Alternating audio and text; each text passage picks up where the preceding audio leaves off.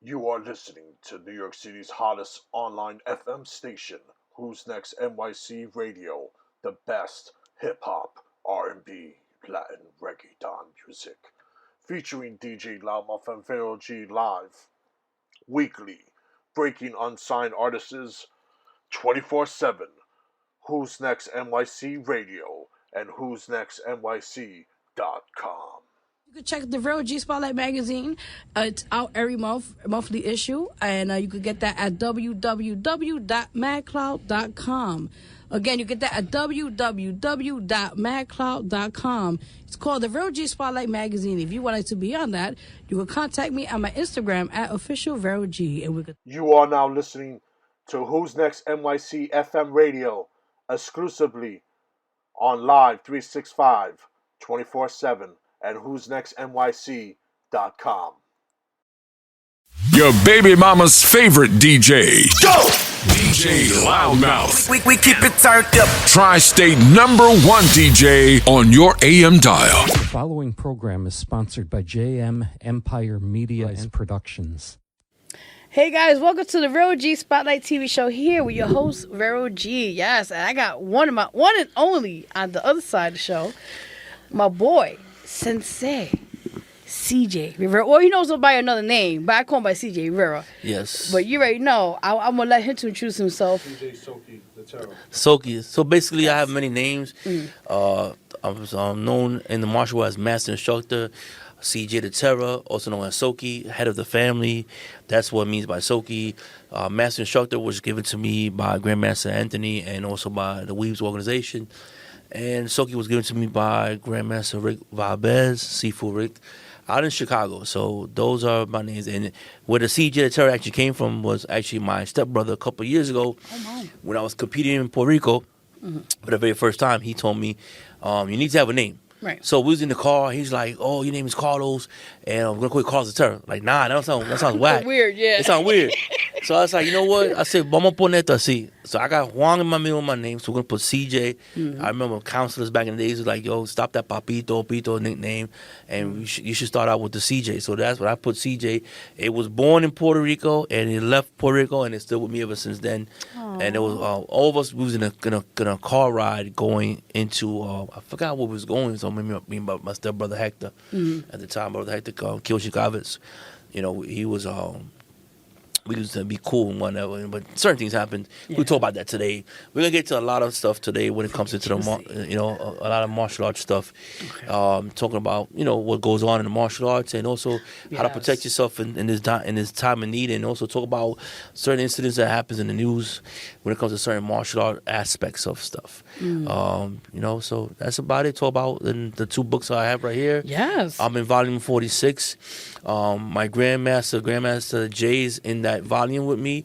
Also, my other Grandmaster Taylor, Taylor from out in Texas. Okay. He's in the book as well. I don't know. I forgot what page I was in that book. You said 46. Yeah, but that's the volume's 46. But I don't know what the page is. I got but you. it's somewhere in there. And let me see. I'll let you do the. Yeah. I'm like going crazy. All these guys with the karate stuff. I'm like, wait a minute. So I apologize. No, it's okay. It's okay. If I even forgot what page I was on. No, I so got basically, this. this is how the book looks. Yes. So that's how it is right here. That's awesome. So this is my. All right, the producer will show we'll do the honors. Do the honors. All right. So that's basically volume 46. Yeah. The Grandmaster that came up with the volume 1 to honor martial artists. So there's other volumes. You can find any volumes on Amazon. I think it's for $30. That one is on Amazon. Grandmaster Jay, who's my grandmaster, who promoted me several times in the arts, he's in the book, and also Grandmaster Carl Taylor from Texas is also in that book as well. Awesome. And so it was a collage basically of pictures that they took. Grandmaster Ted Gabriela. Yes. I'm bad with names. No, you're good. I'm bad with names when it comes to that. You're good. So and then, lastly, this book right here is this one is from Poland. So what happens with Poland is with Poland, I've been since the pandemic. I got down with Poland, and Poland does these online tournaments where you do like different tournaments and stuff like that. Okay. So what this book is basically is it's from is martial artists from overseas. So there are people, I think there's maybe like 1 or 2 from America, but mostly it's from Germany, Sweden, Poland, Israel, about 4 or 5. And what they do is you write your biography, and I'm trying to get the page. I know I have it highlighted. You got this. So basically what they did is that you write your bio right here. It's basically the bio's right here. Okay. So you write your bio on this. That's nice. So you write your bio on this. Oh, the producer will show it again. And that's basically the bio. Sorry, I apologize. No, so that's the bio right there. And then when you go in your bio, it talks about you could give a brief description of your history, and they put like collages of pictures as well in there. So it's that book. It's not for sale. That one was what happens. We worked out. So what we did was we worked out a deal. Yeah. So it's basically he sends me like 13 books. That's amazing. To give out, and so. We worked on this back in January. I was on my way to go to an award ceremony up in Atlantic City with Seafood Alan Goldberg. Oh, wow. So I'm on the bus for 2 hours working on this bio. And the bio because Dr. Jeffrey Smith, who's been my mentor all my life, we worked on this. We worked on bios a lot, and I have a pattern or a certain theme to when it comes to the bios. So most of my themes are based on what was going on in my life, and I was trying to give a bio on this one, which was based a brief bio about a lot of stuff that a lot of martial artists try to fit in my size 11 shoes. Gotcha. So they try to understand my size 11 shoes. So basically, that's where this bio came from. I got to thank Polanco, well now Sensei Polanco, because when we was always communications, she's out in Baltimore. Okay. She was the one that introduced me to Poland. So with Poland is like they'll send me on Facebook Messenger, hey, we got this event coming up. We want to see if you can do a kata for us. So I'll do a kata, and I'll video the kata, and I'll do the weapon, board breaking, whatever they will ask me for, and I send it out. And then they'll look at it, review it, they'll send you an award, a certificate. That's amazing. Also, I've got with Germany as well, the Martial Art Association, the MAA as it's called. I'm a part of them as well. So then both Germany and Poland, they know what goes on with my martial arts. They backed me up as well. So does Nepal. So I'm basically really international with a lot of stuff that goes on. And all because of Grandmaster Anthony and Anthony's Worldwide Martial Arts, because, I took a leap of faith and I haven't drowned since then. Sometimes you gotta take a leap of faith in life sometimes. Amen. Listen, before we continue, let's give applause for this man, okay? I have the honor to know him over 10 years, actually. Yeah. And he is an amazing guy. He's big shout out to Monroe College, or part of the alumni. Yeah. And he has worked his tail off being a single dad. God bless, he's a great daughter, great family. He's into the martial arts. He's going to talk more about that in a few minutes. Yeah. And he's done a lot of great things, and just keep doing your thing. And I always tell people, we all go through certain situations in life, right? Yeah. And we come to realize sometimes, how they say, if you don't kill you, makes you stronger. Yeah. And with those situations, we're going to talk about that in a few minutes, about how you went through certain things and how you overcame it. Talking about now all the accolades you mentioned right now on that. But before that, quickly, I just wanted to let people know where they can follow us. You guys can follow me on my Instagram at official Vero G, where they could find you at. Basically, you can find me in most all social platforms. I took the nickname C-Train61 on TikTok because my grandmaster is called A-Train. So I am C-Train61 on TikTok. I do a lot of videos on TikTok as well, but I don't put a lot of martial arts out there. There's a lot of criticism that goes on out there. Yeah. On Facebook, I am also CJ Rivera on Facebook. Also on Instagram, the same thing as well. Twitter as well. So, as well, they could find me in mostly on social media platforms.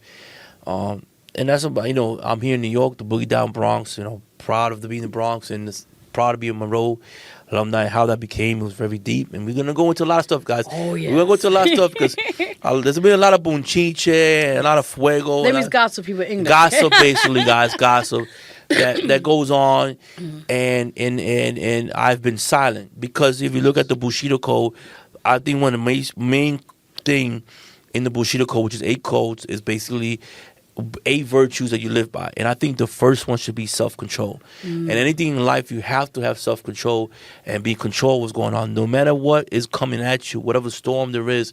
And sometimes, it's in the Bible, we say, God, you ask God why you're going through a storm. You look at the book of Job. God put Job through certain things in life to see how to test his faith.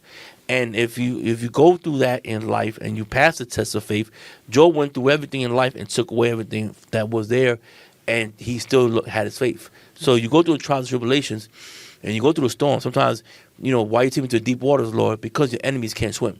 So sometimes your enemies cannot swim sometimes. So that's where, and this all comes from being a Monroe alumni and, being reacquainted with certain people in my life. And I'm going to give a synopsis, basically, of pieces of what it is, because like I said before, and I learned this quote on TikTok or Facebook, what it was, some people will try to walk your shoes, right? That's why everybody's different size, different shapes, right? Yes. Not everybody's the size 11. So some people try to figure out what size to try to walk in your shoes, but can they actually walk the shoes steps that you took and survived? Because if they will see what you survived, what you've been through in life, you know what I'm saying? There's those that say, I was born and raised in the Boogie Down Bronx, but meanwhile, really didn't go through the trials and tribulations.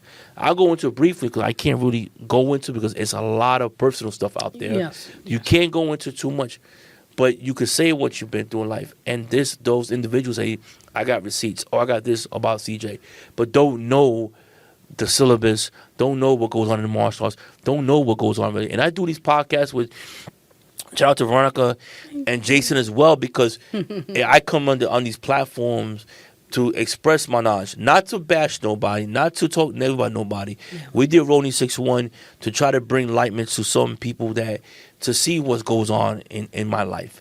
There were some people on TikTok that were like, man, we never thought you could do a katana strike with doing the figure 8. That's or amazing. Open a katana a certain way. I never seen it.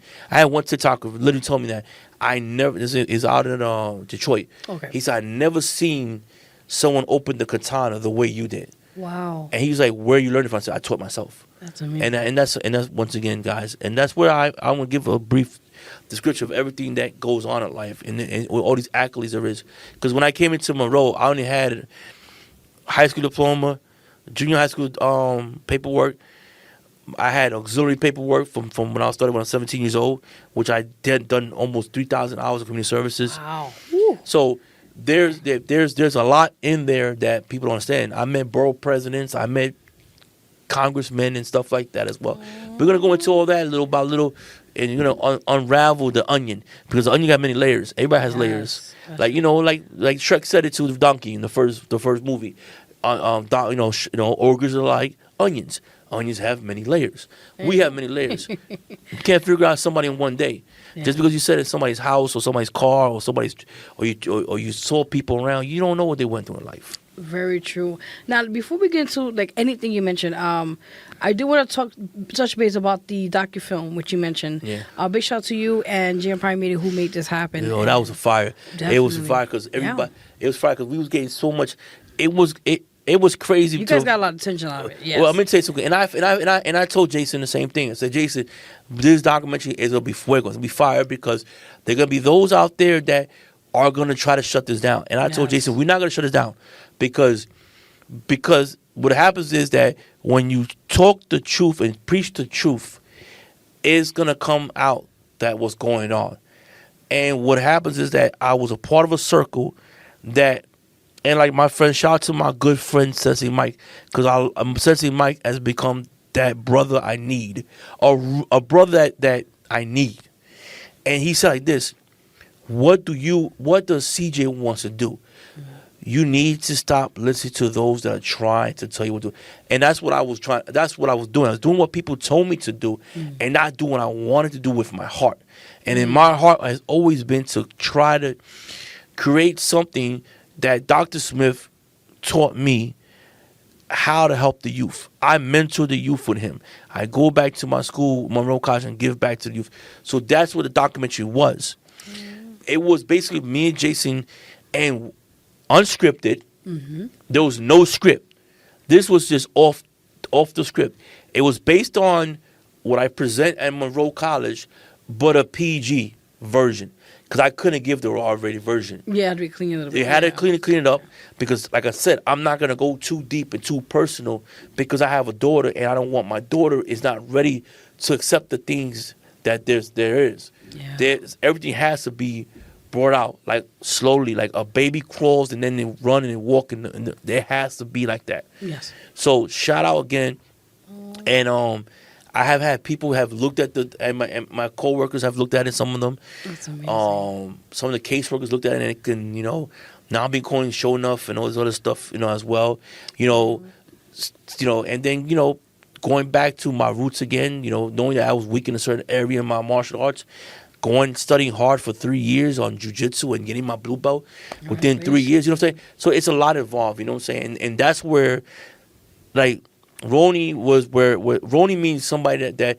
there's a lot of people say Roni means negative. No, Roni means either you in the samurai days, you either served your time to your daimyo or to your shogun and you moved on.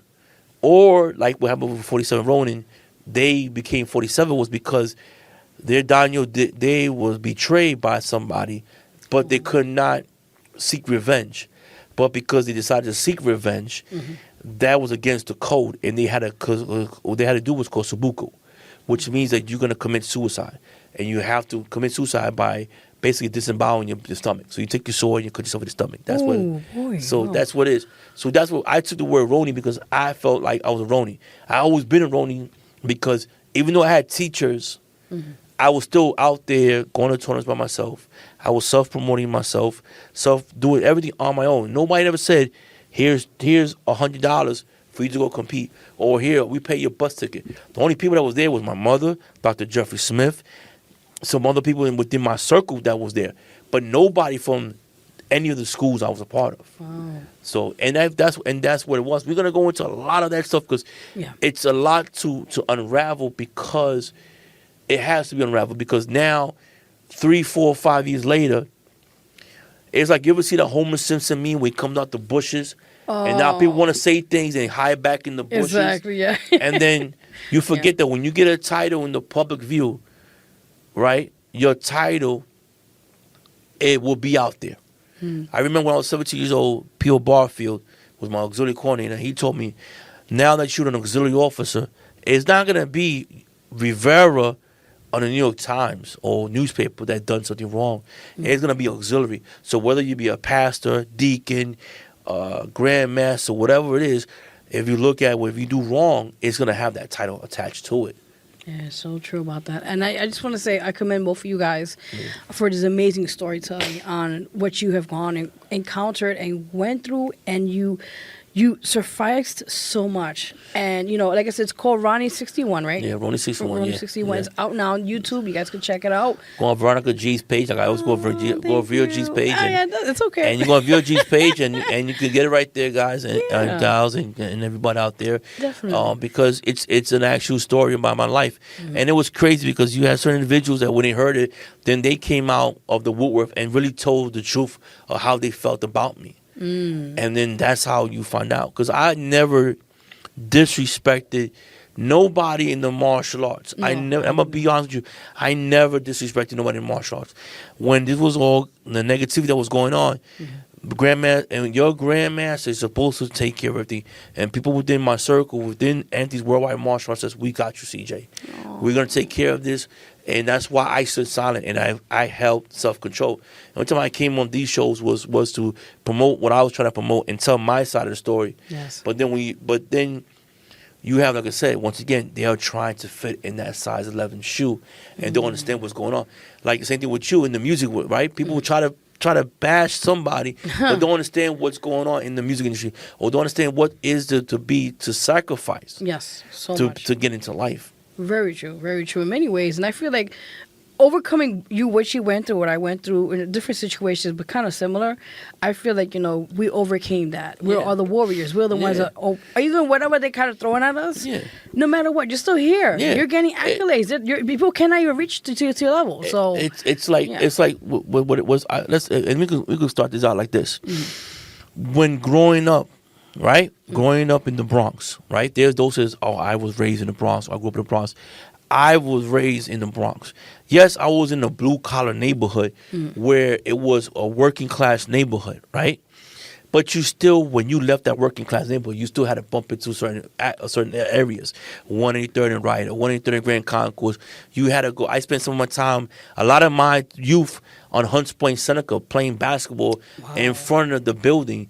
And my cousin's mom, God rest her soul, would watch downstairs. And when it was time for the adults or the other people to play basketball, we either went down the block to play basketball, all right, and at a certain time, we knew we had to be back in that house because we knew the area was hot. Hunts Point was South Bronx was hot. Getting on that 19 bus and seeing all those burnt down buildings, it was hot. And even in now in today's world, seeing what's going on in the South Bronx, and going around, seeing the gentrification, seeing things that's going on, I seen those things. Yeah, that's true. See, you know what I'm saying? I seen that. You know, I didn't, you know, and I was raised around that. You know, I was unfortunate where both parents, you know, they were trying to be parents, but I was raised around that. You know what I'm saying? Okay. You know, I didn't have the blessing where my parents say, "Oh, you weak-minded, we're gonna put you in karate." No, my karate or my lifestyle was to survive the Bronx. And if you survived the Bronx, if you survived it, either if you had the blessings in a village that raised you, you came out unscratched. If not, you came up where it was either you was locked up, you got an addiction problem, whatever it may be. But if you had that village and seeing what was going around me, once again, seeing what was going around me, I was like, nah, I can't do this. This right here is not where I see life is gonna take me. Very true. You know, wow, so that's amazing because, like I said, we going through so much in the hood, and we seen things in our time. Yeah. Even now, our generation kind of understand what we went through back then.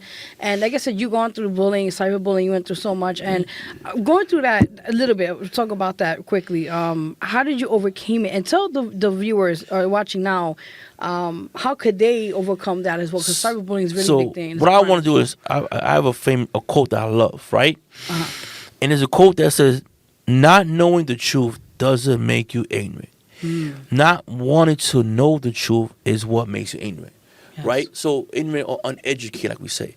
So how you become that? Well, when you are a child that has been bullied all your life, right? Been bullied, you learn how to deal with it. Either you step up to a plate and fight the bully. But that's what I did a lot of times. Yeah. Step to the plate. I got jumped. I got in fights. I got into a lot of fights. You know, and even when I was in Catholic school, I still got into fights. Ooh. You know, so I have a Catholic school education. So how you overcome it? How you overcome it is you have to have a support network. Now, what's sad is that the martial arts promotes this glorious front. Sorry to say it. Some of it's not a front. Yeah. I'm going to rephrase that. Not a front. But they put this whole glorious thing out there. And within the inner workings, you will have those that will cyberbully you, that will just try to destroy your character because you decided not to go their path or decided to not go their way. And then I think what I did was almost 8 years ago, I started reading books. And I started doing my own self-education because one thing I learned from Monroe and one thing I learned from Dr. Smith was always to research on your own. And I took the same method when I was in Monroe when I was going to be born-again Christian. So when I was going to be born-again Christian, I sat there in Monroe's library. I had 3 Bibles. I had a King James, I had a student Bible, and I forgot which was the third Bible. And I had a book that was like a textbook that helped me understand the Bible and try to get with God. And I sat there and self-educated myself in that. And what was funny was when my daughter was born, I was in Jacoby with my daughter's mother at the time, getting my daughter's checkups. A lady was reading that same textbook. No way. It was reading the same, knowing. And I was sitting there, I'm like, and she said her church uses that book to do when they're going to become baptized. And I said, wow. This is like years later. This is like 2-3 years after I did. I said, I read that book. So believing in self-education. So I took the same aspects of when I was in auxiliary of self-education. I took the same thing I learned in Monroe, self-education. So I decided to do my own self-education, my own research. And I decided to say, okay, there's one book let me into where it was, where there have been a book on katas, a book on bushido, a book on this, the martial arts virtues and values, Tayo Degan, and then getting into different books, and then just doing my own self research, and then finding out the history. Like there's a book that I bought that says it's on the Goju history, but it's also on the karate do, and it's a timeline. So it goes from 1900 all the way to 2002 when the book was published. Oh, that's a long time. And the book is backed by the Congress now, the Library of Congress. Now the book, you can't find it because now it's out of print. Wow. So now you want to get the book. You want to buy the book. You want to pay $500 when you could have paid $80. I was trying to promote I was promoting the book big time. And what was great about the book was that when I was doing my research, it was talking about titles and all this stuff. You had other martial artists talk about, well, oh yeah, that title was abolished. But yeah, I was talking about Siren Sho. Siren Sho was the original title before it became Ren Shi back in 1930. And I've been talking about the different titles, the different belts, and how the belts were created, and how things were in the martial arts. Yeah. Then you have those out there now saying, well, this what happened. But you're not giving a timeline, or you're not giving an accurate description of what goes on. And, what I like about with Mike is, again, with Mike, I went to him and I gave him my resume. I said, this is what I have. Mike looked at me like, I don't want that. I want CJ. I want the person that I know, that I've seen in all these other events that we go to. I want to see what you can do. And it was an honor that during the pandemic, I got to do a seminar. That's amazing. On my own. And it was like the first 2 days I had everything planned out. Third day, I was like, I didn't plan for third day. But I planned out for, I did what I had to do, and it was great. But that's what goes on in the martial arts. They try to say, oh, we believe in the virtues of the martial arts. We believe in all this. But yet, though, they will sit there and say, well, I have receipts on CJ. So I seen CJ when he was a blue belt or a green belt, and he's a purple belt, and he's a brown belt, and a black belt. Not understanding first of all, you don't understand the Rishi syllabus. Rishi was where I first got into. I got back into Goju-Ryu. That was my third time getting back into Goju-Ryu. And people understand that when I went to Rishi, I was supposed to go in there with the belt that I left America's Finest with, which was I was close to a green belt. And my Kiyoshi Tomisini told me we are going to honor that rank. But then he came and said, no, you got to go back down to white belt. Okay. So I said, okay, fine, I'll go back down to white belt. What was great about Tomisini was he allowed me to go out and train in other aspects, which was Krav Maga, kickboxing. He let me go where I wanted to learn. That's amazing. And didn't mind me going to that. And that's where I met Sifu Mark, which got me to Krav Maga. That's where I got to meet Jay. I got to meet Grandmaster Anthony.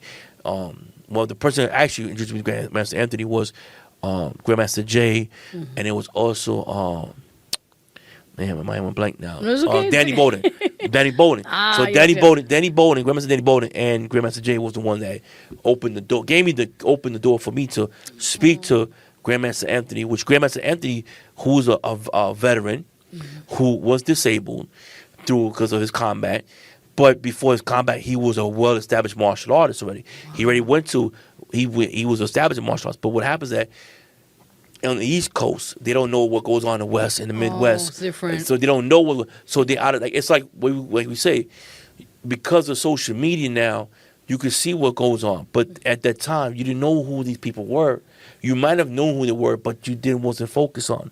So that's where it opened up for me. Okay. So, and then with Tomisini Kiyoshi Tomisini was the reason why I went to him was, again, my stepbrother, Hector was the one that told me to leave America's Finest to go with him, to train with him, because I figured one-on-one and it would help me out.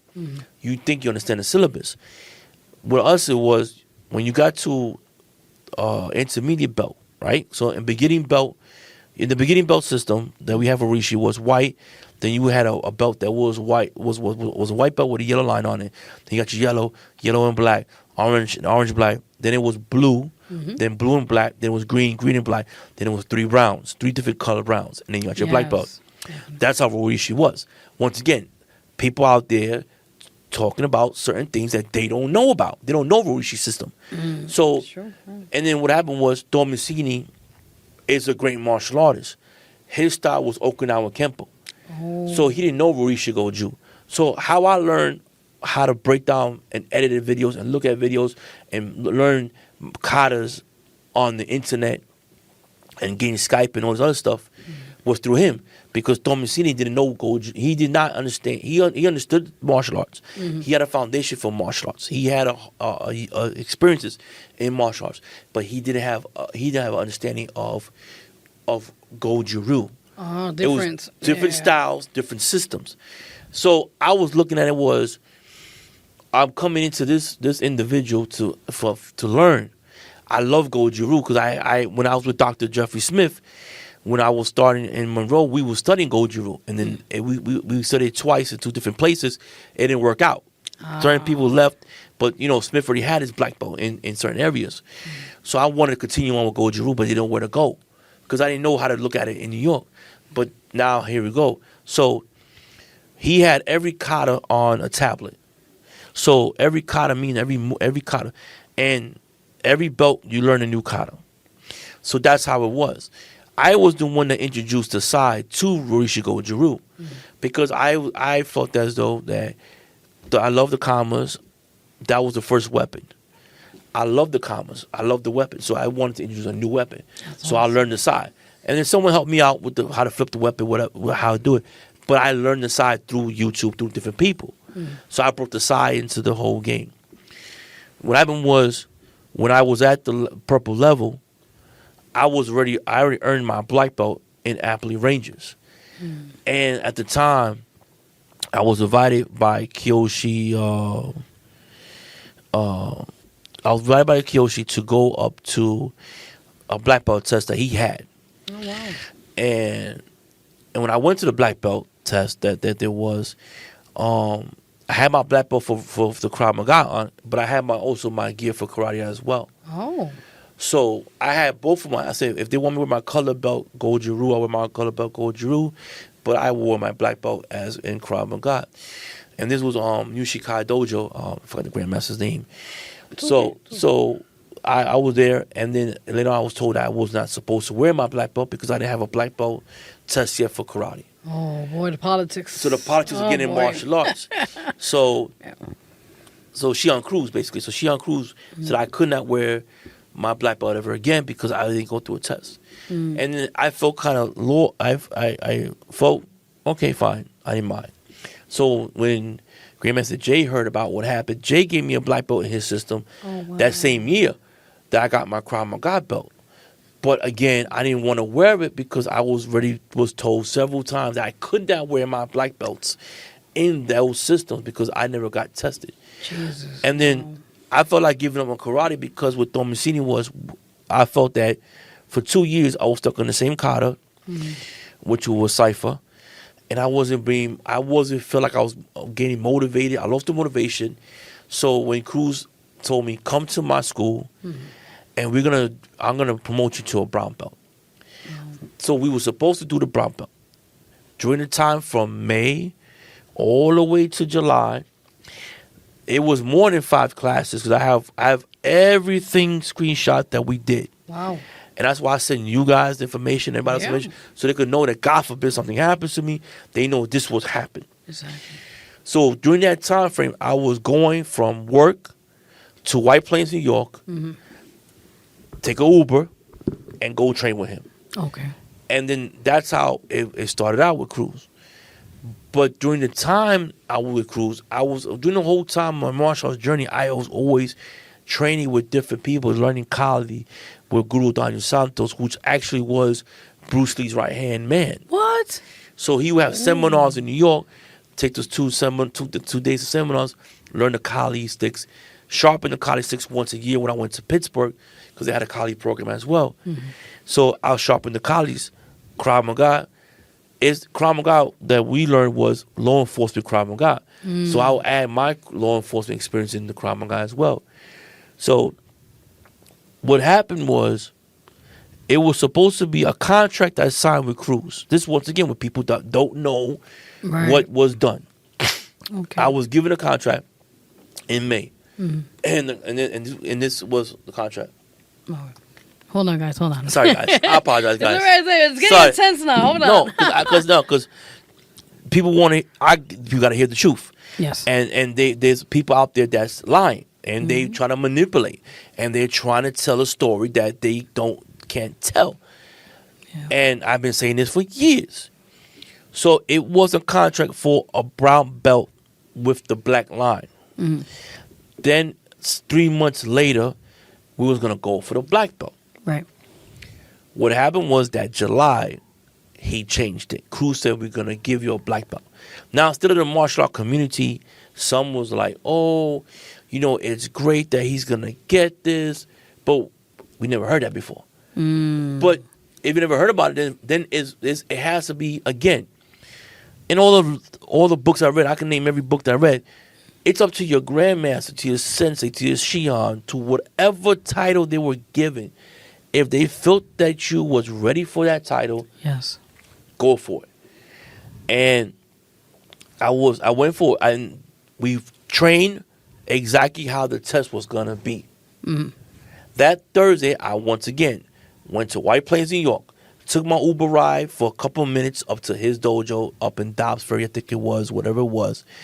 And then later on, he moved the dojo furthermore because I don't know what happened. We went to like a dance school, whatever it was. Next to we're good diner too.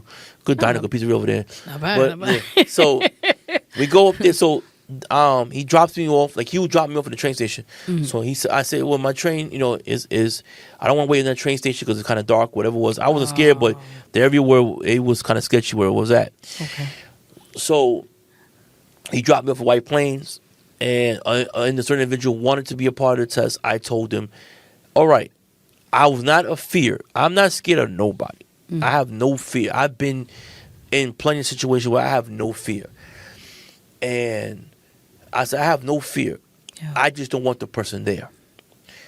I was told by Shihan Cruz several times in a phone conversation, that individual's not going to involve, that individual's not going to involve, that individual's not going to involve. It got involved, and then when we went out to eat that dinner that day, I can't speak on this person because they're no longer here. Okay. Was the one I showed my mom the video. My brother was there. I got a black belt for my brother as well. Wow. So when I walked away from that, I walked away with 4 black belts. Wow. That's amazing. So I had a black belt in Krav Maga, a black belt from Grandmaster Jay, a black belt for my brother, which was considered introduction black belt, but still, it's a black belt. It's still a black belt, yeah. Right? Shit. The black belt that Shihan Cruz that took away from me, the Shodan, because I went to his test. Wow. A year ago, I re-earned that belt and ended up getting senpai title, and then he ended up leaving New York. So then, who I'm left with? So I'm so used to doing things on my own. I kept on training my daughter. I kept on working in another location. Worked on my own. Worked on my craft, and that's when Grandmaster Jay said, "I'll promote you to a 4th degree in my system." Okay. But he couldn't give me a certificate because, personal things was going on in his life. I respect it, and I was respecting his space. I never asked nobody for nothing. I never did. Everybody blessed me with what I had. Yeah. So that's when me and Grandmaster Anthony got into conversations. Anthony promoted me to 5th on a basis where I had to now, it was a 5th, but then I had to also earn it as well, where I had to do a syllabus, I had to create a system, I had to do a thesis as well, I had to show my style. And that's where I got to meet Carl Taylor. Oh, wow. I mean, Carl Matthews Jr. I'm sorry, Carl Matthews Jr. I met. It's okay. We did our organization. Yeah. Wazir. Wazir's seen everything I've done. Because every time Grandmaster Anthony came to New York, which was like 6 or 7, 8 times. Loudmouth here. And I'm back here with part 2 with CJ the Terror, CJ Rivera. And it's uncensored here. We're talking about it all and the life and career of decorated peace officer for over 20 years, and also decorated mixed martial arts artist and everything, CJ Rivera and everything. So continue on what you was talking about. and then also I got a hot topic for you. So basically, when it comes to the martial arts, everything that I have done everything with respect, honor, dignity, civility, and I've been blessed. I've been blessed, but there has been those in the martial art community that try to understand or discredit me because they see the pictures and they see stuff of me. Yeah, I've seen the social media. It was very ugly. Very ugly. They see me in different Hall of Fames, or different Hall of Fame events, and I've been blessed where a lot of Hall of Fames have honored me as for my inspiration in martial arts. USA, the USA International Hall of Fame as well, and other ones as well, even overseas. I'm not a fraud. I'm not a fake. I've worked hard as everybody has in the martial arts. I respect everybody's time in the martial arts. But we live in a generation now where we have to understand this. Everything changes. It cannot stay. And if you study the martial arts has always changed. In the book The Katas, where Grandmaster Javier wrote recently, there was a grandmaster or teacher, I think a student. He went and he found 9 different teachers, the senseis, kyoshis, and he was trying to learn the kata, which was called senpai. And he found out that there was 9 different versions of the kata. So that means martial arts changes. Everything has to change in martial arts. We cannot keep everything to the old ways. If you look at the Gracies, look what the Gracies did. They really showed that the martial arts needs to change, and everything has to change. Everything has to evolve. We don't see everybody walking around with iPhone 1s and iPhone or Galaxy 1s. Yeah. Everybody has new technology. So I never disrespected anything in the martial arts. I never did that. I always worked hard for what I got and worked and bust my tail off. And Triple Crown Awards, everything came, through what was through hard work and dedication. And, it's sad that I think the worst part of it is I don't mind the cyberbullying. I don't mind it. I don't mind it at all because it just tells me I'm doing something that no other martial arts has done. Whereas go from a purple belt to a black belt, and then in 3 years or whatever it is, earn my 5th degree, got it certified, got it confirmed by multiple people, multiple organizations, done what other martial arts have done. All right, it's okay for people to flip the belts, flip the titles, do this, do that. It's okay for them. But when CJ does it, it's, all out war on me. And it's sad because in the martial arts, we're supposed to have integrity. We're supposed to have all this in the arts, you know what I'm saying? And I'm blessed to be where I'm at, I'm grateful, and I'm trying to do what Dr. Jeffrey Smith did for me when I was a kid. Try to give a child, a person that may not have a father in their life or a father figure in life, to give them what I got and pass on what it was given it to me. And the saddest part was it destroyed the family. My brother, me and my stepbrother, we all come from different mom but same pops. We don't communicate. We don't communicate no more. We don't communicate no more. And because of this whole situation with the martial arts. And the reason why we don't communicate is because of what he did. Yeah. Basically what he did. And it happened on my birthday, and he said I betrayed the family. So he said I basically betrayed the family, basically, he said. Well, I want to get Vero G in here because we have a hot topic here. So I love my brother. I respected my brother. I still respect him, love him. But when he did on my birthday was kind of wrong. And he said that I had betrayed the family. I said, what? But how betrayed the family? Because why? Because I wanted to choose my own path. And my dad had a health situation last year. And my dad was like, hey, your brother's here. And I said, I'm not here to disrespect nobody. I'm here for you. I'm here to be here for you, to support you. Right. I gave my brother a dab, and I went downstairs and I waited. And instead of my brother coming down and saying, you know what, let me talk to my brother. Let's have a conversation. Let's go get a slice of pizza up the block. Let's go over here. Let's go somewhere. Let's just talk. Right. And it never happened. And I'm not gonna sit there and explain myself. You want to go around and say things about your brother, and that's fine. And that's what's really upsetting, because I looked up to him. I wanted to be him. I didn't care what it cost, what it did. I wanted to be like him. That was one person I looked up to. And it is sad that I never betrayed the family. I never did. I never betrayed my family. And like one of my siblings told me, like, you know, I learned that where I was raised as a single child, a single sibling. And I look back and I say, you know what, you're right. Because I never remember none of us getting together for birthdays, never getting together for anything besides a death in the family or whatever it is. And that's how it is. Wow. So I always been respectful to the martial arts. I always respected everybody's journey in martial arts. But when it comes to me, it's like, you know what? They sit here and they look at the social media platforms. How did he do this? And again, the size again, the shoe, right? Mm-hmm. Everybody, and there's a proverb in the martial arts where everybody has their own journey, their own way, their own path. How you get to that journey. I didn't take no shortcuts. At the end of the day, like when you read these history books, when you read this, there's been where Sokis are 21 years old and they 5th degree back in the days, in the 70s and 60s.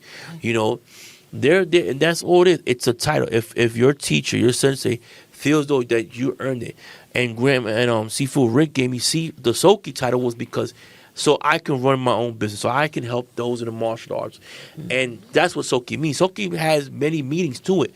It's not a grand master. It just means you're head of the family, and you are in charge of the family, and this it is. But then you have some martial arts say, well, if the Soki title didn't come from this Japanese clan or this Japanese family, then you're fake. Then that person's not real. Now you make it a personal issue. Mm. See, now you went from being a historical document to now making it personal. Right. That's where I learned in Monroe College, and we took that class called Research Methods, where you can't make a historical document or research paper personal. You can't put your personal feelings in it. Exactly. When you put your personal feelings on any type of thesis or any historical document you're trying to put out there in the social media world or whatever platform it is, you're not making it personal. When you say that person is fake, well, I believe that if this individual did not go through this way, it's not right. It's not real. But when you study the titles and you study the history and you go into the real history of martial arts, you sit there and scratch your head. Like, why is it that how did we go from having 4 katas, 7 katas, to now some systems having 33 katas? Ooh, right? Or how did systems create their names? Like, I tell people all the time, like, did you understand the actual history of Goju-Ryu? All right, do you understand where the terminology came from that we use in the martial arts? It's a language. Exactly. Everybody has their own language. Chinese got language, Japanese got language, Spanish got language, so martial arts has its own language. In the law enforcement, we have our own jargon. So when we write our papers or we write our reports, they tell us when you go to court or when you write certain documents, don't use police jargon. So they won't understand. Well, let's get your feedback here on what happened recently in New York City here. The murder of a homeless individual called Jordan Peely. Yeah. He has, infamous, unfortunately, he passed away. He got murdered this over past week here in New York City in the subways. And that he's known on the internet for being the Michael Jackson a renowned Michael Jackson impersonator and stuff like that. And unfortunately, there was a situation recently that he was in the subway train and he got murdered. Speaking in your law enforcement background. Let me just add that to what happened was he went to the train, right? Okay. Yeah. Of course, he's homeless. Yeah. And he was asking to get like food and he didn't mention about he spazzed out. He's mentally ill. That's what happened and he mentioned something about he's gonna hurt everybody in the train. Yeah. And he was threatening their lives. Yeah. Now there was an ex-Marine on that same train. Yeah, Daniel Penny. Yeah, and he was one of the guys. There was a few of the guys that were there with him, but he was the one that had chokehold him for 15 minutes. Yeah. Yeah, he was being held down by 2 other people. Well, the thing is this now. That's why it's good to get your feedback on this as an officer because, and the fact that, as a person who's an ex-Marine who has been in, military, we want to call them Marines, they have a protocol, they have a certain They have training. Exactly, a code. So, in that sense, like, first of all, 15 minutes, that's too much time. And that's excessive. And excessive. And what I say to a lot of this, right? And from a criminal justice background as well, I have, if y'all want to see the receipts, guys, show what you got, man. You want to see the receipts, guys, Yeah. Those that think that I have. Wow, you brought his whole thing. He ain't playing, I don't play. yeah. You got it. I have my receipts right here. This is degrees right Show here. over there. Is it- I have degrees. I have documents. So Yeah. you want to see receipts of my this is wisdom right here. Yeah. We're talking about 20 years of wisdom in law enforcement. And I met Bronxboro presidents. Yeah. Adolfo Carrion Jr. when I was only God, man. 18 years old. A long time with a hat. I was 18 years old, Yeah. and I met Adolfo Carrion Jr. I was chosen out of my command. There was 2 officers per command to receive an award for outstanding services for our community. Congratulations. So, right? So, for those that say I don't have no wisdom in law enforcement, please do a more further background check on me. Ooh, speak of facts. All right? Because I go back to Monroe, and I always do, and I learn from some of the top professors. God rest Sergeant Dougie Soul. God rest a lot of professors that passed away in Monroe. Because Monroe at one point said real world education. Yep. When it comes to law enforcement, right? This is what I said, and I said this about what happened in Minnesota as well. Yeah. When George you Floyd. when you take, okay, when I'll put this, when you have law enforcement personnel that have zero martial art experience teaching others these holds and not showing them the offense and the defensive of these holds. I have it where sometimes in my job, I have supervision tell me the reverse armbar, or we call it Kimura, Rivera, it may be held too long. I said, but do you understand what joint manipulation is?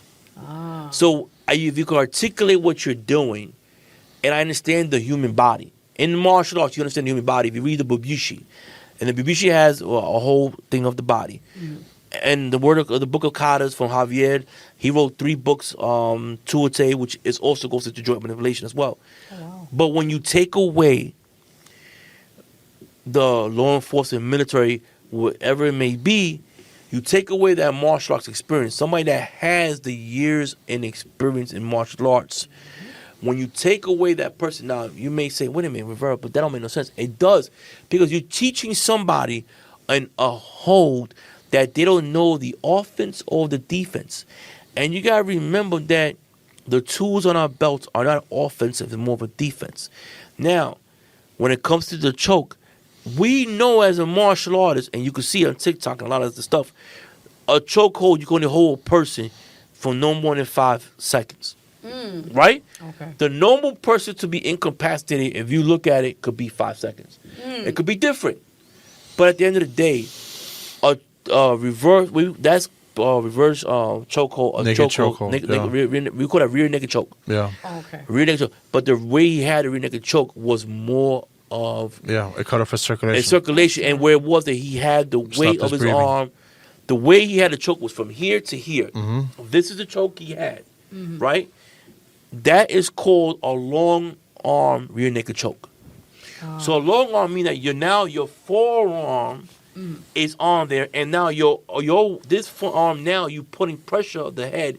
Your head is back of the head. You're putting the pressure on the back of the head. Oh my God. All right. So that's where now you put a person to sleep even faster, right? Sort of when you have a short choke. A short choke is you have it on the wrist bone. You have what's called a grip. You just call either gable grip or the S grip, and you're doing a short choke. This is a short choke. Long choke. This is long. This is short. And this comes from Coach Javier that teaches us. Javier, Jesus Christ, I have Javier in my mind. My coach in my jiu-jitsu, that teaches us, right? So when we learn in jiu-jitsu the holds, you learn the holds, right? And you learn when you are rolling is because of the sparring, on how you hold your person down. When I spar, and when I roll with my students, when I roll with the guys, I'm more of learning how to survive on the ground, because I know the holds already. I have understanding the holds. So I'd rather just work on how to survive on my back, survive getting the top. But when it happens to with the Marine again, in the Marines, you're taught to survive no matter what there is. And you got to understand this. You got 2 individuals, and I'm sorry to say this, but I bump into a lot as well. Both have mental health issues. All right? Yes. We are not addressing the issue with our armed forces across the board. And I'm not trying to justify what he did was wrong. Let's look. See, this is how I look at it. Okay. And let's go back to Monroe again. Yeah. Well, it's breaking news today. Daniel Yeah. Daniel Penny, the was a former homicide, yeah. the former Marine, was charged today with the murder of Jordan Pearley. And I'm gonna tell you the reason. I'm gonna tell you something real quick. And I agree with the verdict. I agree with it. Definitely. You know, it was a public case, so you have to understand this as well, where the public is involved. You have a grand jury that sees what's going on, and that's where. But it was unjustifiable choke because you should know. But again, you have two people that have mental health issues, right? And I'm sorry to say that because you know why? Because going back to Grandmaster A Train. Yes. I've been around A Train 9 times. He's been in New York, and his wife calls him up all the time. And I know A Train, and there's times that he has PTSD moments. I can handle people with PTSD moments. It could be a PTSD. He could use that as a defense if he wants. But at the end of the day, as a military Marine, you are told that if I am in a situation, I'm gonna do whatever I have to do to survive. Yeah. And what we fail to realize is now all of a sudden we want to blast the mental health of the crisis.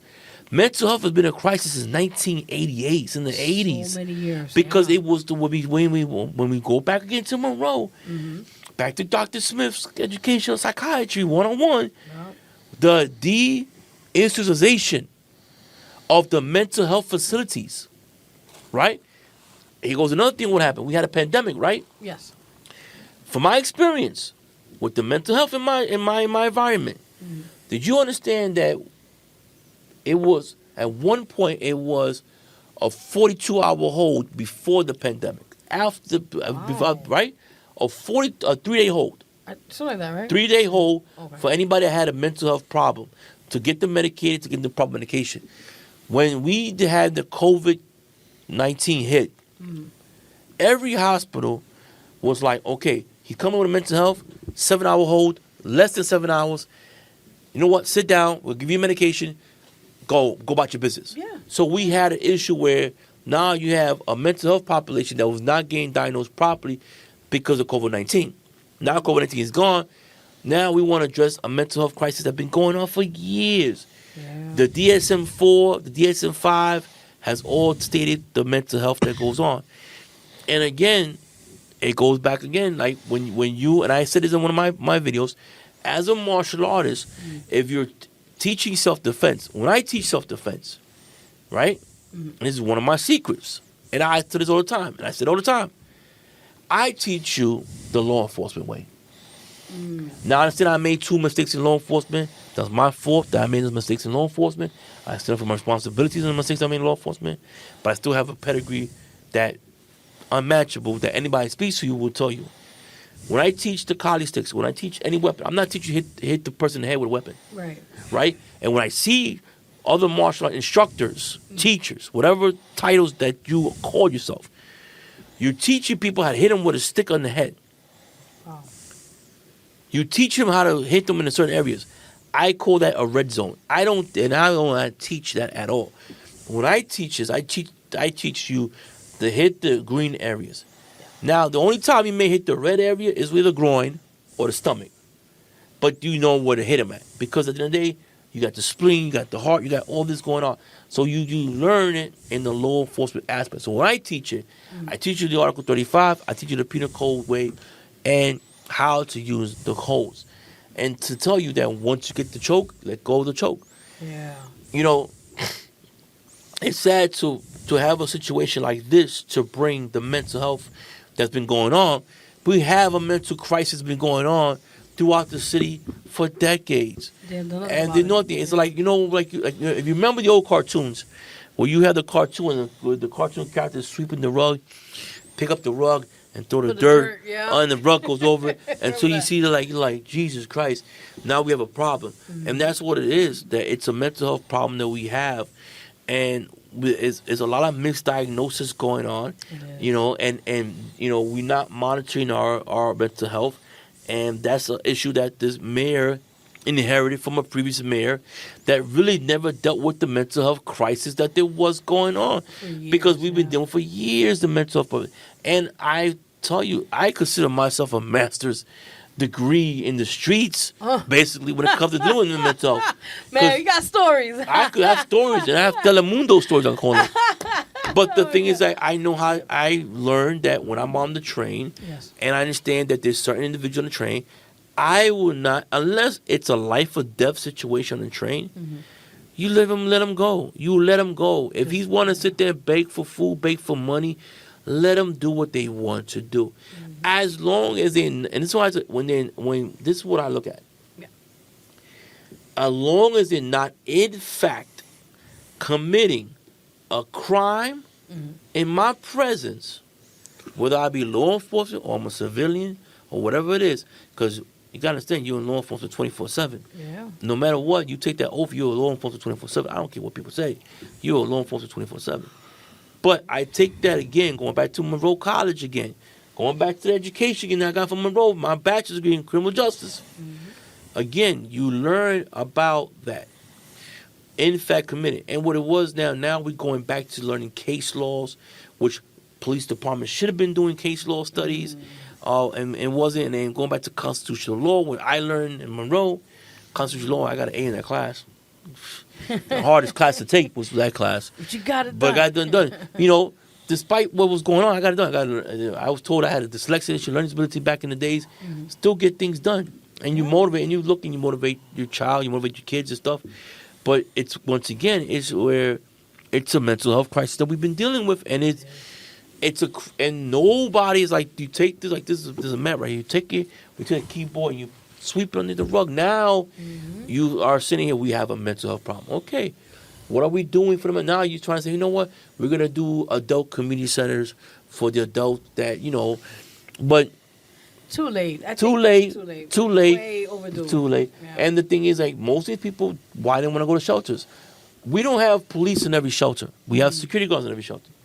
There's police. There's DHS police, which I work for in the day. They are in the most prioritized shelters. But what happens is you can't put us in every shelter because there's no money. And that's once again, we have a city that it's a large city, 5 boroughs. We have a homeless crisis going on, not only with the mental, with the migrants coming into this country as well, into the city as well. You know, and once again, why we're not a safe city? What they want to say, people gotta take that out of their head. Please understand what goes on with New York City again. When Ed Koch was mayor, he was trying to get rid of the homelessness. He didn't want to have the homeless shelters, but in the Constitution of New York, it states back in 1976, 77, 78. When he was taken to court for the single men, single women, and families, found out that he was in the wrong for shutting down the shelters. So where were they going to go? I mean, the streets? Because he wanted to shut down the shelters. He didn't want to provide any shelter for the city. And when they went into the Constitution of New York, they decided to figure that out. This is what I tell people at the end of the day. If any type of conversations when it comes to law enforcement, you have to learn what goes on in law enforcement. When it comes to the martial arts, is a whole background into it that it's just that, it's one is unregulated sometimes not regulated. You have to be careful who's teaching your children, who's not teaching children. I guarantee you, how many parents ever did background checks on these teachers? And I'm not trying to say nothing wrong about any teacher. I'm not putting no negativity. I am not putting no negativity towards nobody. Right. But at the end of the day, are you doing that? As a parent, what are you doing to make sure your children are in a safe space? That's very crucial question to ask. As a teacher, as a person, as a guidance, and I have a 13-year-old daughter. God bless her, my daughter. When I teach martial arts, I teach based on my law enforcement experience, based on what I've dealt with. And that's what gets me so frustrated with the martial art community is that you're quick to throw stones and rocks and boulders at me. Exactly. But yet though, you don't look at, wait, hold up. Maybe he's up to something. You're teaching things to certain individuals, right? Right. And I tell this all the time. I look at some of these demos. Have you ever dealt with what we don't call them emotion disturbed? We call them distress. Okay. Emotion distressed person.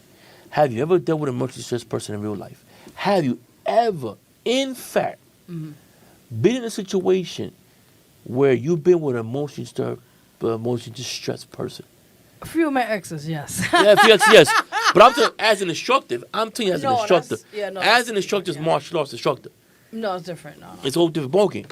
Yeah. So you sitting here trying to say I'm gonna hit the man in the head with a weapon, and this man is going ape wall on you, Oh Lord.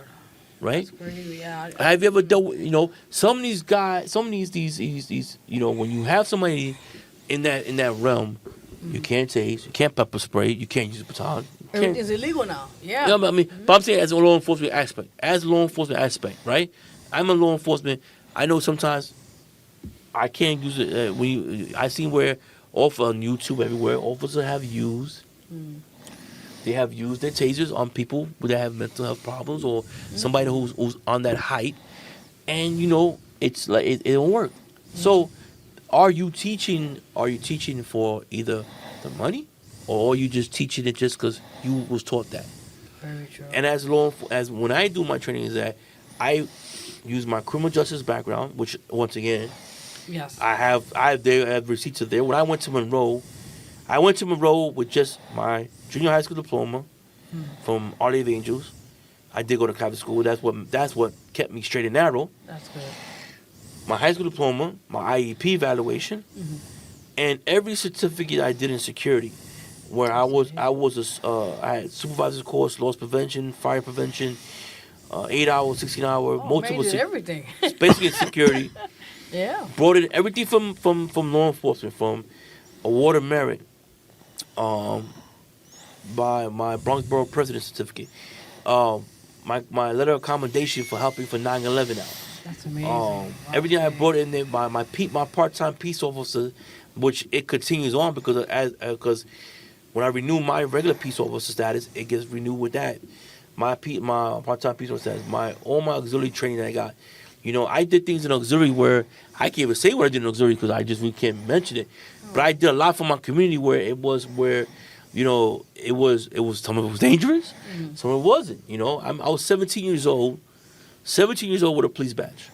Wow. And That's that just tell you amazing. the responsibility that. And I remember P.O. Barfield was like saying to me, I don't know, I want to give you a shield ID for you to take. And I say, trust me with it. And that's what changed my whole life was for me to stay in the straight and narrow was the auxiliary, was me, Dr. Smith, and me and Smith. It was how we actually reacquainted was my mother was in Monroe and I was sitting in my mom's class and I'm looking at him I'm like I know him from somewhere. I know him, and I said to my mother, I know him from somewhere. Yeah. I went to Monroe and he helped me get into Monroe. That's amazing. And all I needed was somebody just to give me the key. Yeah. Open the door. And I said, screw the key, kicked the door down and went into Monroe with that. And I went in there with just that and walked out with not only my associates and my bachelor's, dean's list, and several other certificates as well from there. And that's all it is. And I treat my martial arts, I treat everything right. I respect everybody. But to have those in the martial arts there, whether it be a pastor, whether it be a Sadoshi, Kiyoshi, Ranshi, whatever it is, to say, well, we don't think he earned this. And then, here's the crazy part. You teach your students about not to bully. Yes. You teach your students not to bully. You bring in students that have a disability, whether it be physical, mental, into your dojo. Yeah. But meanwhile, you go and create a page, you create a blog, you create certain things, and talk about somebody. Yeah, that's being hypocritical. It's pretty being much, yeah. that's where it is hypocritical, Yeah. right? And you say, oh well, I don't want to be known as a pastor, or I don't want to be known as this. At the end of the day, what P.O. Barfield told me, and I always go back to this, you go, whatever title you was given, Right. you will always be that title. And you have a public title. Not a private, it's a public. Yeah. Because when you, and I thought that as a pastor, I thought as a Sadoshi, Kiyoshi, Ranshis, whatever you want to call yourself, whatever title you want to give yourself, I always thought that in the martial arts, you preach about the Bushido code. but you forget about that each code links up to something. Yes. And the last one is always having self-control, meaning that you have to have self-control in all aspects. Whether you're angry, whether you're upset, whether you don't agree upon what somebody does in life, you have to have self-control. And then reading, Grandmaster Javier book on katas, it made me rethink of what a kata is. And I understand it's a movement, it's a sequence, it's a blueprint of a style, but it's a psychological aspect. When I saw Pavlov's theory in there, I sat back and I said, wait a minute. What is Pavlov's theory doing in that book? And those that don't understand what Pavlov's theory is, Pavlov's theory was he had a dog. So he sat there with the dog. Oh, conditioning. Yes. Classical conditioning Yes, 101. I remember that. Right? Classical conditioning 101. Yeah. When the bell rang, the dog knew the food was there. So when he rang the bell again, the dog looked at the plate with my food at. We all classical conditioned. And then I did the speech at Smith's class one day. True story. I go to Smith's class, and I put up classical conditioning. Smith looked up there, and I said, Pavlov's theory explanation. Right? Yeah. So I'm sitting there, and Smith was like, teach me, professor. Oh, my God. He called me professor. Teach me, professor. Yeah, exactly. So I go, we all classical conditioned from the day we are born, Yes. the day we are conceived, Exactly. to the day we're born. And he said, how? I figured this out on my own. But actually, it was helpful from somebody else. I was going to a tournament. They were talking about the bell. Here we go. Right? Here we go. So Yep. we were talking about the bell, about the incarceration bell. So he was talking about this guy on the radio, was talking about incarceration bell, all these bells, and I went and called on the radio. While I'm warming up, getting ready for the tournament, I called the radio up. I said, yo, are you talking about Pavlov's theory? What do you mean? So I put two to two together. Yeah. We are conditioned from the time we conceive to the time we leave this earth. Very true. Because if you look at it, and then it goes back into having, you have a son. Yes. God bless him, 18. I got a daughter, 13. Why it takes so long for your child when you bring him home out the womb to train them to deal with feeding? Because the child is used to getting fed 24/7, 7 days a week for that 9 months in the womb. So when it comes out the womb, now what it is, Automatically. at 4 in the morning, you're getting up like, yo, son of a douchebag, I just fed you. I remember them nights. All yes. right, so you now got to condition the child, right? Classical conditioning, Pavlov's theory, on when to eat, when to get up. And when do you actually see it is when you go to pre-K, kindergarten, school. You have what's called the positive belt, right? Other ways of classical conditioning a human being is also when you look at the bus. What's the difference between a correction bus and a cheese bus? That's a good question. Nobody ever asked that question. I don't really know. All right? You're classical conditioned to ride a bus, right? Right. One is that you have no freedom. The other one, you have freedom. That's true. Yeah. Okay. Right? Makes sense. Yeah. No, I'm not saying Wait a nothing. minute. I'm not saying nothing wrong about that. Please understand this, right? And there was a picture I found one day that they had. What's the difference between the two? The food that they give you in the prison and the food they give you in the school lunch. Oh, they always talk about this. Right? Yes, Look yes, at this stuff. yes. But why you think they stopped giving styrofoam plates that look like prisoner plates? Oh, yeah, you're right. So they give you a regular plate so you won't be conditioned and psychologically won't be taught about that. So doing this whole Pavlov theory thing, It's very Dr. interesting. Smith was sitting there like, what? Yeah. And he's like, yeah, because why? When you work, right, at a job, right, you are so conditioned at 11 o'clock, 12 o'clock to your meal, right? My boss knows at 11 o'clock, I'm going to take my meal at 11 o'clock. Now, I ask my coworkers, do you want to go to lunch at 11, 12, or 1 o'clock? Whatever you want, because now I could plan my lunch, right? Yeah. We plan our day, right? That's why when we retire from work, the reason why our death is so fast is because we've been so conditioned. Your body is going at 1,000 rate as 1,000 miles per hour. That's why your body breaks down the way it is. And learning, and that's when I saw Pavlov's theory in that book, I was like, wait a minute. And you see other psychological theories in that book. It makes a lot of sense. It makes a lot of sense. And Katas has to deal with the mind, the body, and spirit. Because at the end of that, I think the most important aspect of martial arts is the kata, because not only does it teach you how to condition your body to deal with both fighting multiple people, it also dealing with how to calm the body down, and it teaches you also how to be around where your surroundings as well. But with the Pavlov theory, like I said before, it's at the end of the day, we are conditioned from the day we are here to the day we leave the earth. And remind yourself at the end of the day, there's like what Denzel Washington said, there you never see a U-Haul behind a hearse. Ooh, speak that truth now. Ooh. You never see. So you take, Yes. and that's what it is. As a martial artist, you have to understand, and as a person that has education, we used to look upon those that had education. We used to look upon those that had the wisdom, and that's what's going on with in this world. That we used to go to libraries. That was our Google. The whole time ago. That was our Google. Yeah. We used to read books. That was our Google. I know Now more. everything's on, like Jay-Z said one time, everything's in the palm of your hands. Now you got to seek the information. Exactly. Before we went to get the information. We sought the information. We went to get the information. Now you can sit there and Google, but is the Google search that you're doing is real Google? And that's where, again, where people say, well, they'll put these graphs up and certain things up about the martial arts, but then they will do is they'll copy and paste or do this editing stuff out there is. But at the end of the day, and I said this, and to put my story out there, because that's why we did the Rolling 6-1. That's why I do these podcasts.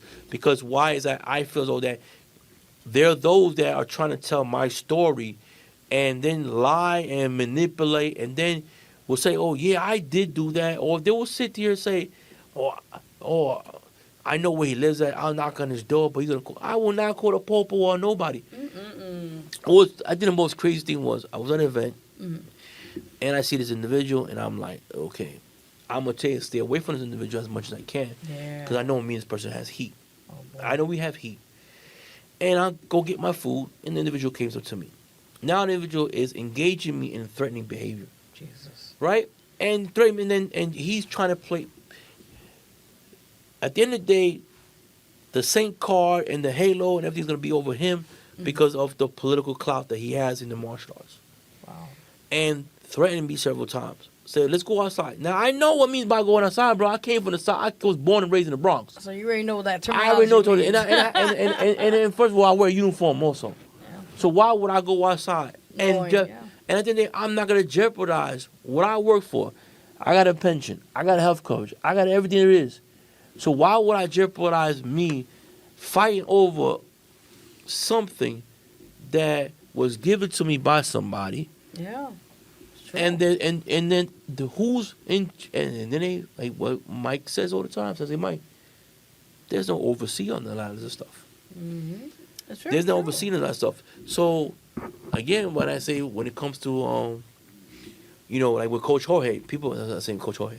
Coach Jorge, my coach for jiu-jitsu, they get mad at him and say he has a purple belt. I said, but in jiu-jitsu you only had one belt at one point. It was white and blue and that was it. Yeah. In karate it was white, brown, and black. Or you just had a white belt and you had a black belt. All this other stuff came about later on after certain grandmasters died. They never wanted to issue past the fifth dan. Wow. Everybody was given a fifth dan. And once you got your fifth dan, you got a title that went with that fifth dan. Would have been Soki, would have been Hanshi, would have been Kiyoshi, would have been Sirin Sho, which later on became the Renshi title. Wow. And then Giordano, who created Judo, which actually was Jiu-Jitsu. Oh, wow. But because they wanted to change the name from Jiu-Jitsu to Judo, because they wanted to promote the Judo name. Because they felt Jiu-Jitsu was more warrior, whatever it was. So at the end of the day, when you look at Brazilian Jiu-Jitsu and Jiu-Jitsu and Judo, they all come from the same family. They all come. It's just different styles. Like martial karate has different styles, like Tang Sudo and Taekwondo, and you got Shotokan and you got Uchiru, Yuryu, whatever it is, American Kempo and Goju-Ryu, all these different styles. Same thing with Judo, different styles of Judo. American Karate, So that's where it came from. And then the idea of the belt came from the samurai flag. Some say that was the samurai flag. Somewhere it was when he traveled to Europe and saw what was called. They were changing. They wanted the dye. So whatever dye that was cheap at the time, they would dye the belt that dye that was cheap at the time. And that's where the word baptism came from. It came from the Greek, which was called baptismo, and baptismo means to change. That's where baptism comes from. Baptism comes from the Greek Orthodox religion, which they used to call it baptismo, but it calls baptism. Going back to again, religion 101 again, but that's where a lot of the belt actually color of the belt comes from. When they traveled to Europe, when they traveled to South America, when they traveled to Hawaii, because you gotta look at the spread of karate actually went from Japan, Okinawa, to Europe, some parts of Europe. Wow. But then you look at the history of it, The Greeks and Romans had judo, because if you look at the Greeks and Romans, they had the Olympics, which you saw a lot of the judo. Yes. So did it start from the Greeks and Romans? You can say yes. And then it spread on to Japan and other places. You can say Africa started martial arts because they had the same, they were around. So we don't know where everything, people say everything started in Africa. We can say it started in Africa. But wherever it came from, wherever it spread, it either went from Africa to Europe, because all these countries were all together at one point when you look at the Silk Road trade. But everybody has their own history. We don't know. We weren't there. We weren't. At that time. We don't have. We can't get in a DeLorean. That's a long time. We can't get in a DeLorean and go back into time. You know what DeLorean is. Guys, look it up. But anyway, we can't go back in time. So we just have to understand that everybody has a journey in life. Everybody has a story in life. Everybody been through some type of trial and tribulation in life. But to sit there and disrespect that person, and then.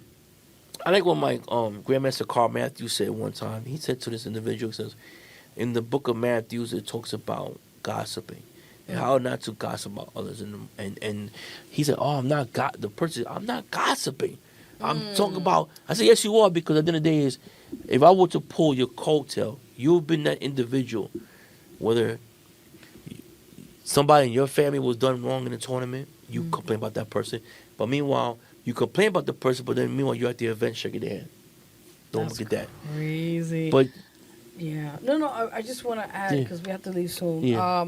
So besides you have mentioned a lot today on the show, and we want to thank you for that. The educational part, from you being in the bullying situation, being going through that, and going through so much, and your accolades and everything. I do want to add now.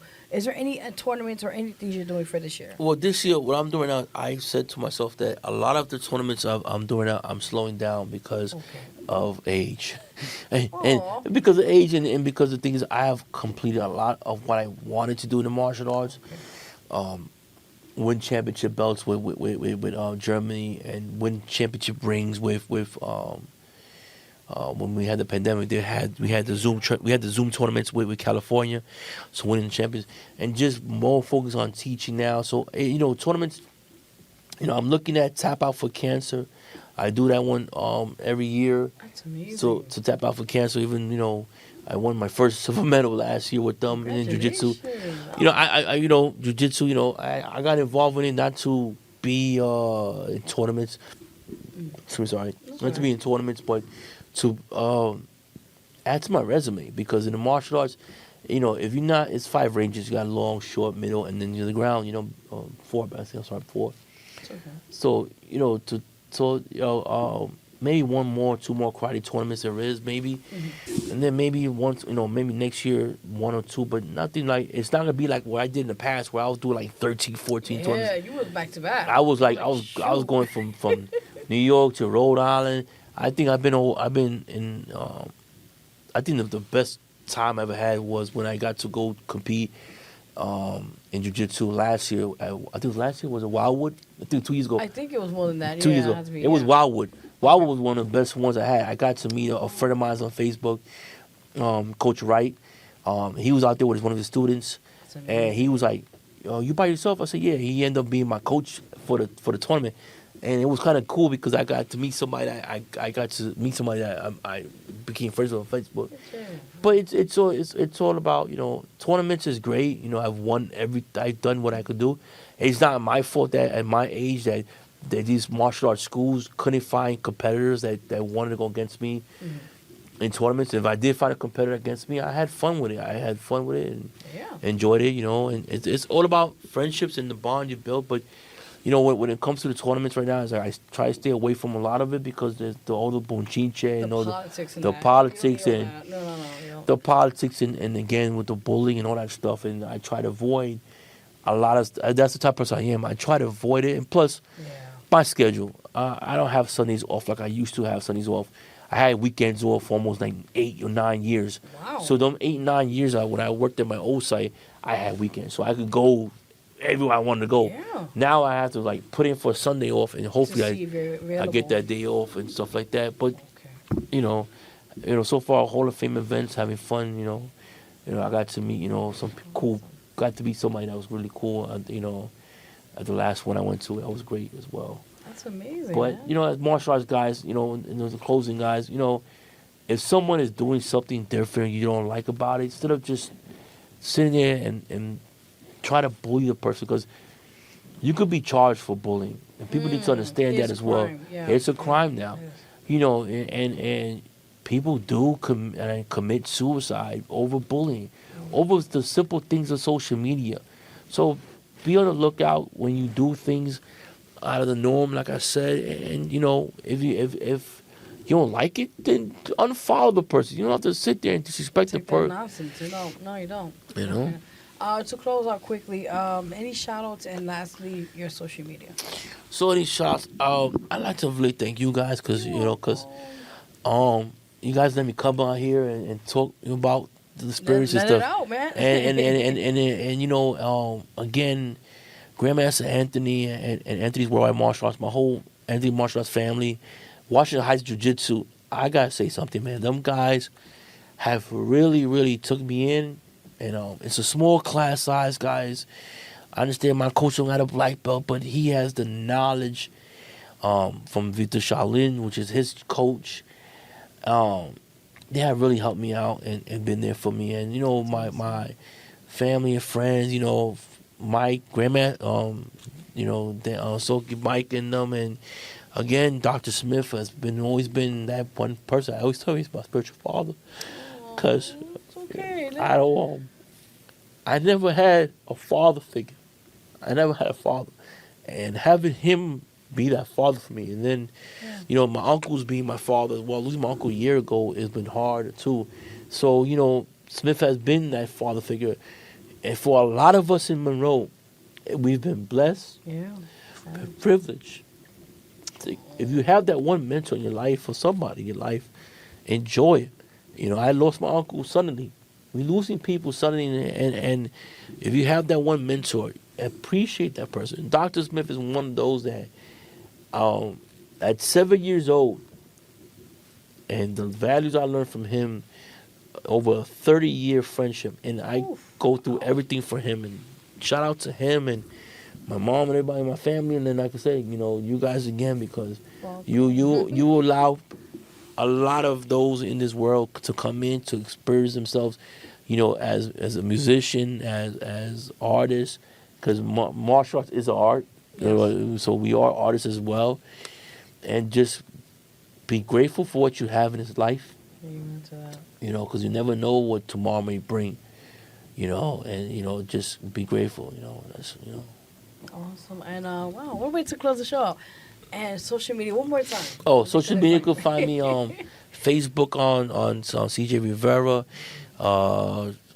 On the what's the other one? TikTok, you can find me at CTrain61. I named myself after my grandmaster. Wait, I gotta go check my stats. CTrain61 again. You're good. And then same thing with everything else. Instagram. Again, if you guys ever want to, Vero G's YouTube page, the Roni61 is out there right now, still out there. Yeah. You know, that was one of the things that we did that was great, and that's about it. I'm just grateful to come out here, guys. Spirit, strength, and hope. You know, I try to keep PG-13. It's deeper than it is. It's more, but yeah. It's more deeper than it is, guys, and I just want to let people know that, you know, just be grateful for what you have, and God bless everyone. And how I close out always with my good friend Seafood Rick. We have conversation over Facebook a lot. We end the word with gung ho, and that's what we say in my school. Gung ho means we're here to work together and build each other up, not destroy each other up. Destroy everybody, build each other up. Definitely. Listen, man, this man is a legend in the martial arts game. People respect this man. He has put a lot of years, as you heard it right here on the show, dedication, time, investment, and this is what a prime example of someone. You know, you should be as a role model or someone to look up to, especially in this field or anything of that nature. So we want to say thank you for coming on the show. You know, Thank you guys again, man. This is. You're welcome.